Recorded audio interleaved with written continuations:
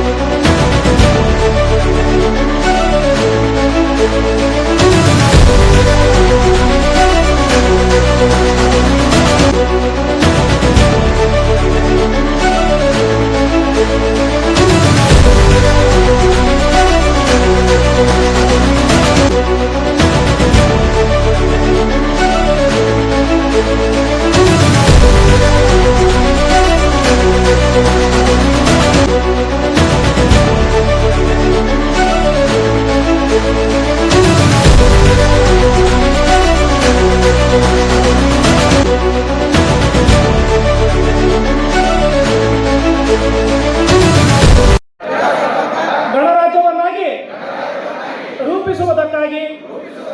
ಭಾರತದ ಎಲ್ಲ ಪ್ರಜೆಗಳಿಗೆ ಸಾಮಾಜಿಕ, ಆರ್ಥಿಕ ಮತ್ತು ರಾಜಕೀಯ ನ್ಯಾಯವನ್ನು ವಿಚಾರ, ಅಭಿವ್ಯಕ್ತಿ, ನಂಬಿಕೆ, ಶ್ರದ್ಧೆ ಮತ್ತು ಉಪಾಸನೆಯ ಸ್ವಾತಂತ್ರ್ಯವನ್ನು, ಸ್ಥಾನಮಾನ ಮತ್ತು ಅವಕಾಶಗಳ ಸಮತೆಯನ್ನು ಮತ್ತು ಸಮಗ್ರತೆಗಾಗಿ